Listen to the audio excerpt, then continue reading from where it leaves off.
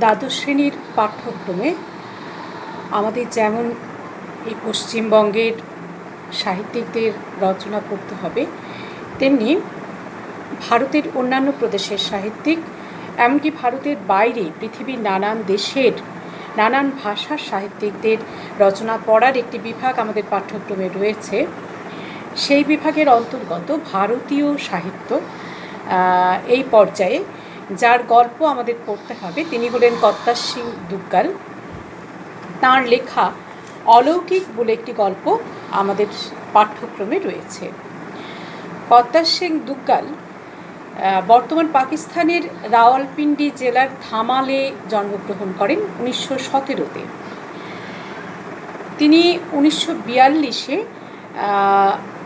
আকাশবাণীর অধিকর্তা হন। এরপরে তিনি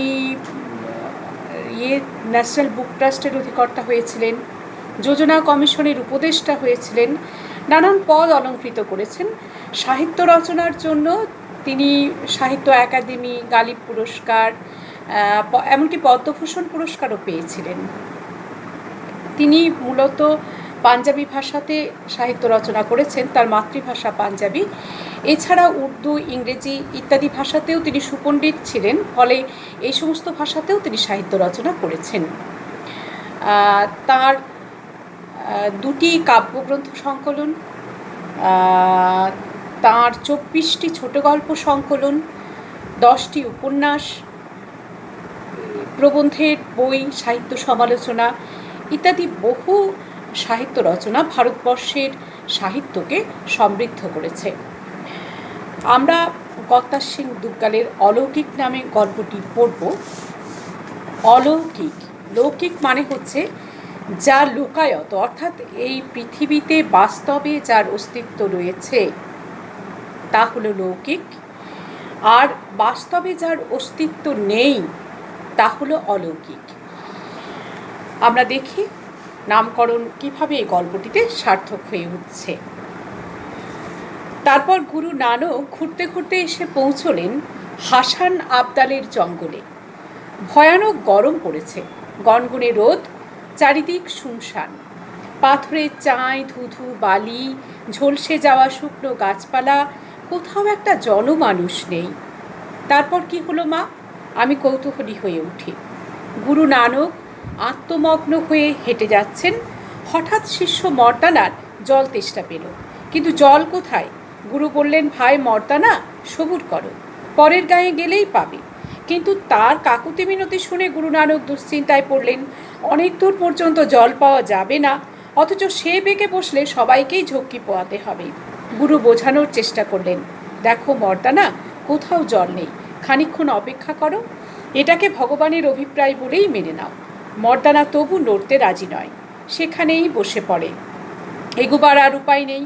গুরু গভীর সমস্যায় পড়লেন। মর্দানার একগুঁয়েমি দেখে হাসি পেলেও সেই সঙ্গে বিরক্তও হলেন। পরিস্থিতি দেখে ধ্যানে বসলেন তিনি। চোখ খুলে দেখেন মর্দানা তেষ্টার চোটে জল ছাড়া মাছের মতো ছটফট করছে।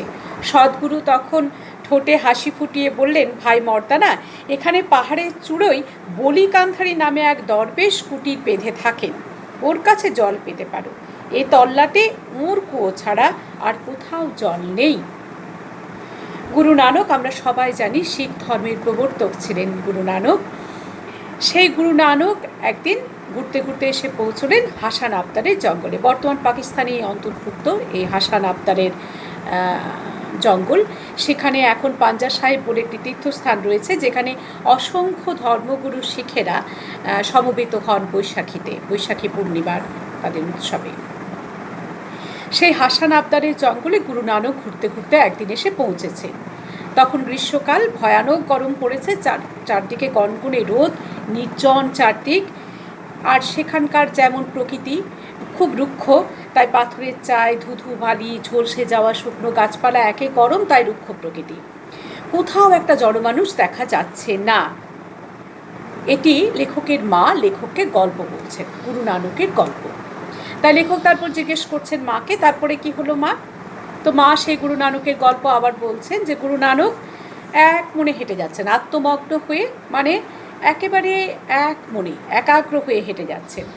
হঠাৎ তার শিষ্য মর্দানা, গুরু নানকের প্রিয়তম শিষ্য, তার থেকে বছর দশকের ছোট ছিলেন, গুরু নানকের সঙ্গে ছিলেন আজীবন। গুরু নানক হিন্দু ধর্মাবলম্বী ছিলেন, কিন্তু মর্দানা ছিলেন মুসলমান ধর্ম অবলম্বী, কিন্তু দুজনের মধ্যে তার জন্য বন্ধুত্বে কখনো কোনো চির বা ফাঁক ধরেনি। তো শিষ্য মর্দানা, গুরু নানকের শিষ্য, তার জল তেষ্টা পেয়ে গেল, কিন্তু জল তো কোথাও নেই। গুরু নানক মর্দানাকে বাধ্য হয়ে বললেন যে একটু অপেক্ষা করো, সবুর করো, আমরা পরের গাঁয়ে যাই, সেখানে গেলেই জল পাবো। কিন্তু মর্দানার ভীষণ তেষ্টা পেয়েছে, সে কাকুতি মিনতি করতে লাগলো। গুরু নানক খুব দুশ্চিন্তায় পড়লেন, অনেক দূর পর্যন্ত যেতে হবে পরের গাঁয়ে যেতে গেলে, অথচ মর্দানা যদি এই তেষ্টা নিয়ে যেতে না চান তাহলে সবাইকেই খুব ঝামেলায় পড়তে হবে। গুরু নানক আবার মর্দানাকে বোঝানোর চেষ্টা করলেন, দেখো কোথাও জল নেই, কিছুক্ষণ একটু অপেক্ষা করো, এটাকে মেনে নাও যেটা ভগবানই এরকম চাইছেন, ঈশ্বরই এটা চাইছেন, অভিপ্রায় মানে ঈশ্বরেরই ইচ্ছা, বলে মেনে নাও। কিন্তু মর্দানা তো খুব তেষ্টা পেয়েছে, তিনি আর হাঁটতেই পারছেন না, সেখানেই বসে পড়লেন, আর এগোনো যাচ্ছে না। গুরু নানক খুব সমস্যায় পড়ে গেলেন। মর্দানার এই একগুঁয়েমি দেখে তার হাসি পাচ্ছে, কিন্তু বিরক্তও হচ্ছেন। কিচ্ছু করার নেই, পরিস্থিতি দেখে তিনি ধ্যানে বসলেন। ধ্যানে বসা মানে তোমরা জানো, একাগ্র মনে কোনো কিছু চিন্তা করাকে বলা হয় ধ্যান করা। তিনি ধ্যানে বসলেন এবং চোখ খুলে দেখলেন যে মর্দানা এত তেষ্টা পেয়েছে যে জল ছাড়া মাছকে জল থেকে তুলে নিলে যেমন ছটফট করে, মর্দানা ঠিক সেই রকম ছটফট করছে। তখন গুরু নানকের ঠোঁটে হাসি ফুটে উঠল। তিনি মর্দানার অবস্থা দেখে ধ্যানযোগে জানতে পেরেছেন, তাই মর্দানাকে বললেন যে এখানে পাহাড়ের চূড়ায় বলি কান্ধারী নামে এক দরবেশ থাকেন, মুসলিম ধর্ম সাধকদের বলা হয় দরবেশ। তিনি কুটির বেঁধে এই পাহাড়ের চূড়ায় থাকেন, জল একমাত্র ওর কুয়োতেই আছে, এছাড়া এই তল্লাটে মানে এই অঞ্চলে আর কোথাও জল নেই। এ পর্যন্ত এমসিকিউ যা যা প্রশ্ন হতে পারে আমরা একটুখানি আলোচনা করে নিই। গুরু নানক ঘুরতে ঘুরতে কোথায় এসে পৌঁছলেন হাসান আবদালের জঙ্গলে। তখন কোন ঋতু, কোন কাল? গ্রীষ্মকাল। কার জল তেষ্টা পেয়েছিল? গুরু নানকের শিষ্য মর্দানার জল তেষ্টা পেয়েছিল। গুরু নানক ধ্যানের যোগে কি বুঝতে পারলেন? গুরু নানক ধ্যান করে বুঝতে পারলেন যে এখানে পাহাড়ের চূড়োয় বলি কান্ধারী নামে এক মুসলিম দরবেশ থাকেন, একমাত্র তার কুয়োতেই জল রয়েছে। বলি কান্ধারী কোথায় থাকেন? হাসান আবদালের জঙ্গলে এক পাহাড়ের চূড়োয়। জল কোথায় রয়েছে? একমাত্র বলি কান্ধারীর কুয়োতেই জল রয়েছে। এগোই আমরা আরেকটু। তারপর কি হলো মা? মর্দানা জল পেল কিনা জানবার আর তর্স হয়েছিল না। মর্দানা শুনেই ছুটে গেল, একে তেষ্টায় কাতর, তার উপর মাথায় গনগনে রোদ, ঘেমে নিয়ে পাহাড়ে উঠছে, হাঁপাতে হাঁপাতে শেষ অবধি অনেক কষ্টে উঠতে পারল। বলি কান্ধারীকে সেলাম জানিয়ে জল চাইলে তিনি কুয়োর দিকে ইঙ্গিত করলেন। সে কুয়োর দিকে এগুলে হঠাৎ একটা প্রশ্ন জাগলো ওর মনে। জিজ্ঞেস করলেন, কোত্থেকে আসছো? মর্দানা জানায়, আমি পীর নানকের সঙ্গী, ঘুরতে ঘুরতে এদিকে এসে পড়েছি, বড্ড তেষ্টা পেয়েছে, কিন্তু নিচে কোথাও জল নেই। নানকের নাম কানে যেতেই বলি রেগে তাকে সঙ্গে সঙ্গে তাড়িয়ে দিলেন। নেমে সে নালিশ জানালো। সমস্ত বৃত্তান্ত শুনে গুরু হাসেন, মর্দানা তুমি আর একবার যাও, এবার নম্রভাবে বলবে আমি নানক দরবেশের অনুচর, তার ভয়ঙ্কর তেষ্টা পেয়েছে, অন্য কোথাও জল নেই। ক্ষোভে দুঃখে বিড়বিড় করতে করতে সে আবার গেল। কিন্তু বলি কান্ধারী, আমি কাফেরের শিষ্যকে এক গণ্ডুস জলও দেব না বলে এবারও তাড়িয়ে দিলেন। মর্দানা এবার যখন ফিরল তখন রীতিমতো করুণ অবস্থা, গলা শুকিয়ে ফেটে যাচ্ছে, দরদর করে ঘামছে, বেশিক্ষণ বাঁচবে কিনা সন্দেহ। গুরু নানক সব শুনে মর্দানাকে জয় নিরঙ্কার বলে ওর কাছে আর একবার যেতে বললেন। আদেশ অমান্য করতে না পেরে সে ফের রওনা দিল। যা অবস্থা, হয়তো পথেই প্রাণটা বেরিয়ে যাবে। 3বারের বার চূড়োয় পৌঁছেই মর্দানা ওর পায়ে লুটিয়ে পড়ে। ক্রুদ্ধ ফকির এবারও কাকুতি মিনতি অগ্রাহ্য করলেন। ওই নানক নিজেকে পীর বলে জাহির করে, অথচ চেলার জন্য সামান্য খাবার জলও জোগাড় করতে পারে না। বলি কান্ধারী যথেচ্ছ গালাগাল করলেন। মর্দানা নেমে এসে গুরু নানকের প্রায় মূর্ছিত হয়ে পড়ল। পিঠে হাত বুলিয়ে সাহস জুগিয়ে উনি তাকে সামনের পাথরটা তুলতে বললেন। পাথরটা তোলায় তলা থেকে জলের ঝর্ণা বেরিয়ে এলো। নিমেষেই চারিদিকে থই থই। ঠিক সেই সময় বড়ি কান্ধারে জলের দরকার হয়েছে। দেখেন কই একটুও জল নেই। উনি রীতিমতো হতবম্ব। ওদিকে নিচে জলস্রোত দেখা দিয়েছে। বড়ি কান্ধারি দেখলেন গুরু নানক দূরে বাবলাতলে অনুচর সহ বসে রয়েছেন। ক্ষিপ্ত হয়ে বলি পাথরের একখানা চাঙড় নিচে গড়িয়ে দেন। দৃশ্যটা দেখে মর্দানা চেঁচিয়ে উঠতেই গুরু নানক শান্ত স্বরে জয় নিরঙ্কার ধ্বনি দিতে বলেন। কাছে আসতেই উনি হাত দিয়ে পাথরটা না থামিয়ে দিলেন। হাসান আবদালে এখন যার নাম পাঞ্জা সাহেব, গুরু নানকের হাতের ছাপ ওতে আজও লেগে রয়েছে। তো তারপর কি হলো মা? আবার লেখক জিজ্ঞেস করছেন মাকে। গল্প শুনতে শুনতে খুব তার আগ্রহ যে মর্দানা শেষ পর্যন্ত এত তেষ্টা পেয়েছে, জল পেল কিনা। মা আবার বলছেন যে মর্দানা শুনেই যখন শুনল যে পাহাড়ের চূড়োয় বলি কান্ধারির কুটিরে জল পাওয়া যাবে, সে তো ছুটল। একে তেষ্টায় কাতর হয়ে রয়েছে, তেষ্টায় খুব কষ্ট হচ্ছে, তার উপরে মাথায় ওই রোদ। সে ঘেমে নিয়ে পাহাড়ে উঠল। ঘেমে একেবারে স্নান করে গেছে, পাহাড়ে উঠেছে। হাঁপাতে হাঁপাতে শেষ অবধি অনেক কষ্টে উঠে বলি কান্ধারীকে প্রণাম করে সেলাম জানিয়ে, মুসলিম ধর্ম মতে যে অভিবাদন জানানোর ভঙ্গি তাকে সেলাম বলে, তিনি সেলাম জানিয়ে কুয়োর দিকে দেখালেন। জল যখন চাইল মর্দানা, তখন বলি কান্ধারী তাকে কুয়োর দিকে দেখিয়ে দিলেন। সে কুয়োর দিকে এগোচ্ছে। বলি কান্ধারীর হঠাৎ কি একটা মনে হলো, তাকে জিজ্ঞেস করলেন, কোথা থেকে আসছো তুমি? মর্দানা জানালো যে সে পীর নানকের সঙ্গী। সুফি মুসলিম ধর্ম সাধকদের বলা হয় পীর। তো সে মর্দানা বলল যে সে পীর নানকের সঙ্গী, যাতে জল পায় সেই জন্যই সে সুফি ধর্ম সাধক বলে নানককে উল্লেখ করলো। বললো যে ঘুরতে ঘুরতে এদিকে এসে পড়েছি, খুব তেষ্টা পেয়েছে, নিচে কোথাও জল নেই। কিন্তু নানকের নাম শুনেই বলি কান্ধারী রেগে তাকে তাড়িয়ে দিলেন। সে নেমে এলো আবার, এসে নানকের কাছে সব বলল। সব বৃত্তান্ত শুনে, সমস্ত কথা শুনে নানক হাসলেন, বলেন, মর্দানা তুমি আরেকবার যাও, গিয়ে খুব নম্রভাবে খুব বিনীতভাবে বলবে যে আমি নানক দরবেশের অনুচর।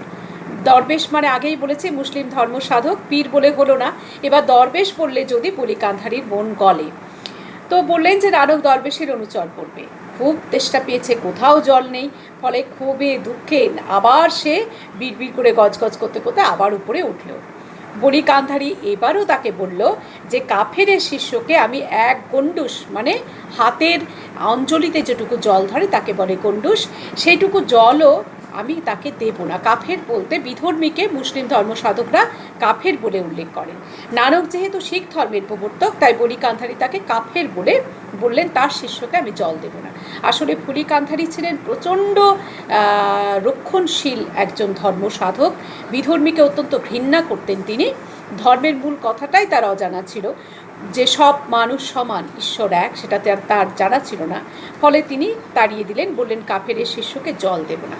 মর্দানা এবার যখন ফিরল তখন তার অবস্থা খুব খারাপ, গলা শুকিয়ে ফেটে যাচ্ছে, দরদর করে সে ঘামছে, সে বোধহয় বাঁচবেই না, এমন অবস্থা তার। গুরু নানক সব শুনে মর্দানাকে আবার বললেন যে আবার একবার যাও, এবার গিয়ে বলো জয় নিরঙ্কার। নিরঙ্কার ঈশ্বর, অহংকার নেই যার, তাকে নিরঙ্কার বলা হয়। ঈশ্বরের কোনো অহংকার নেই, তাই তিনি নিরঙ্কার, তাই ঈশ্বরকে বলা হয় নিরঙ্কার। মর্দানাকে বললেন তুমি যাও, গিয়ে ঈশ্বরের নামে জয়ধ্বনি দিয়ে আর একবার জল চাও। তো গুরুর আদেশ অমান্য করার উপায় নেই, না মেনে উপায় নেই। মর্দানা আবার গেলেও সেই বলি কান্ধারীর কাছে। এবার মনে হচ্ছে রাস্তাতেই প্রাণটা বেরিয়ে যাবে। কোনো রকমে 3বারের বার চূড়োয় পৌঁছে সে মর্দানা বলি কান্ধারীর পায়ে লুটিয়ে পড়ল। কিন্তু পায়ে লুটিয়ে পড়লেও বলি কান্ধারীর মন গড়ল না। তিনি রেগে আছেন। ফকির মুসলিম ধর্ম সাধকদেরই বলা হয়, সন্ন্যাসীদের। তো তিনি, তার মন গড়ল না। তিনি এবারও তার কাকুতি মিনতি অগ্রাহ্য করলেন, গ্রাহ্য করলেন না, এবং বললেন যে নানক নিজেকে পীর বলে জাহির করে, অথচ তার শিষ্যের জন্য, চেলার জন্য সামান্য খাবার জল জোগাড় করতে পারছে না বলে তাকে নানা রকমভাবে গালাগাল করতে লাগলেন বলি কান্ধারী নানককে। মর্দানা নানকের পায়ে এসে অজ্ঞান হয়ে পড়ে গেল। পিঠে হাত বুলিয়ে সাহস দিয়ে নানক তাকে, সামনে একটা পাথর পড়েছিল সেটা তুলতে বললেন। পাথরটা যেই তুলল মর্দানা, অমনি তলা থেকে জলের ধারা বেরিয়ে এলো। চারদিকে জল থই থই হয়ে গেল। ঠিক সেই সময় উপরে পাহাড়ের চূড়োয় বলি কান্ধারীর জলের দরকার হয়েছে। তিনি কুয়োতে গেছেন, গিয়ে দেখেন কুয়োয় এক ফোঁটা জলও নেই। তিনি তো হতচকিত হয়ে গেছেন। এদিকে নিচে দেখা যাচ্ছে জল বেরিয়ে যাচ্ছে, জলের স্রোত বেরিয়ে যাচ্ছে। বলি কান্ধারী দেখলেন যে গুরু নানক দূরে বাবলা গাছের তলায় অনুচরদের নিয়ে, শিষ্যদের নিয়ে বসে রয়েছেন। ক্ষিপ্ত হয়ে, মানে রেগে গিয়ে, বলি কান্ধারী পাথরের চাঙড়, পাথরের বড় টুকরোকে বলা হয় চাঙড়, সেটা নিচে গড়িয়ে দিলেন, যাতে নানকের মাথায় সেই পাথরের টুকরোটা পড়ে এবং নানক আহত হন বা নিহত হন, মরে যান। দৃশ্যটা দেখে মর্দানা তো চেঁচিয়ে উঠেছে ভয়ে। গুরু নানক শান্ত হয়ে তাকে বললেন যে জয় নিরঙ্কার বলতে, এবং কাছে যেই পাথরটা এলো উনি হাত দিয়ে পাথরটাকে থামিয়ে দিলেন। হাসান আবদারে সেই পাথরটা এখনও রয়েছে, যে পাথরটার নাম হলো পাঞ্জা সাহেব। পাঞ্জা মানে হাতের করতলকে বলা হয় পাঞ্জা, তাই ওই হাতের ছাপ রয়েছে বলে পাথরটার নাম পাঞ্জা সাহেব। গুরু নানকের হাতের ছাপ সেই পাথরটাতে আজও লেগে রয়েছে। গল্পটা মা এখানে শেষ করলেন। এরপর এইটুকু থেকে যা এমসিকিউর প্রশ্ন আসতে পারে আমরা একটু দেখে নিই। মর্দানা জল পেল কিনা জানবার আর তস হয়েছিল না। কার তস হয়েছিল না? লেখকের। কে কাকে গল্প শোনাচ্ছিলেন? লেখকের মা লেখককে গল্প শোনাচ্ছিলেন। মর্দানা শুনেই ছুটে গেল। কোথায় ছুটে গেল? পাহাড়ের চূড়োয় বলি কান্ধারীর কুটিরে। বলি কান্ধারী তাকে কি সে বলি কান্ধারীকে গিয়ে কি বলল? বলল, আমি পীর নানকের সঙ্গী, ঘুরতে ঘুরতে এখানে এসে পড়েছি, বড্ড তেষ্টা পেয়েছে, নিচে কোথাও জল নেই। বলি কান্ধারী কি প্রতিক্রিয়া হলো? মর্দানা যখন জল চাইলো তখন বলি কান্ধারী কি করলেন? মর্দানাকে তাড়িয়ে দিলেন। গুরু নানকের কাছে এলে গুরু নানক তাকে কি বললেন? গুরু নানক তাকে আবার যেতে বললেন গিয়ে বলতে যে সে নানক দরবেশের অনুচর। এবার কি ফল হলো? এবারও বলি কান্ধারী তাকে তাড়িয়ে দিলেন, বলেন আমি কাফরের শিষ্যকে এক গণ্ডূষ জলও দেব না। মর্দানাকে গুরু নানক কি বললেন? মর্দানাকে গুরু নানক আবার যেতে বললেন তৃতীয়বার গিয়ে কি বলতে বললেন জয় নিরঙ্কার। কিন্তু বলি কান্ধারী এবার কি করলেন? এবারও তৃতীয়বারের বারও বলি কান্ধারী মর্দানাকে তাড়িয়ে দিলেন, বললেন যে নানক নিজেকে পীর বলে জাহির করে, অথচ তার শিষ্যের জন্য জলও জোগাড় করতে পারে না, এবং নানান রকম গালাগাল করলেন। সে ফিরে আসতে গুরু নানক কি বললেন তাকে? মর্দানাকে গুরু নানক তৃতীয়বার ফিরে আসার পর কি বললেন? সামনের একটা পাথর তুলতে বললেন। পাথরটা তোলায় কি হলো? পাথরের তলা থেকে জলের ঝর্ণা পেরিয়ে এলো। বলি কান্ধারী এই সময় কি দেখলেন? কুয়োতে জল নিতে গিয়ে দেখলেন একটুও জল নেই। বলি কান্ধারী কোথায় গুরু নানককে বসে থাকতে দেখলেন? দূরে বাবলা তলায়। ক্ষিপ্ত হয়ে বলি কান্ধারী কি করেছিলেন? বলি কান্ধারী ক্ষিপ্ত হয়ে নানকের দিকে একটা পাথরের চাঙড় গড়িয়ে দিয়েছিলেন। নানক কি বললেন? মর্দানা যখন ভয়ে চেঁচিয়ে উঠল, নানক তাকে কি বললেন? বললেন জয় নিরঙ্কার ধ্বনি দিতে। কাছে আসতেই গুরু নানক কি করলেন? হাত দিয়ে পাথরটাকে থামিয়ে দিলেন। হাসান আবদালের পাঞ্জা সাহেব বলতে কাকে বোঝানো হয়? একটা বড় পাথরের চাই যেখানে গুরু নানকের হাতের ছাপ আজও লেগে রয়েছে, তাকেই বলা হয় পাঞ্জা সাহেব। পাঞ্জা সাহেব কোথায় রয়েছে?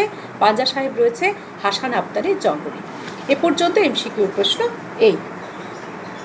গল্পটা শুনতে বেশ ভালো লাগছিল, কিন্তু হাত দিয়ে পাথরের চাঙড় থামিয়ে দেবার ব্যাপারটা মেজাজ বিগড়ে দিল।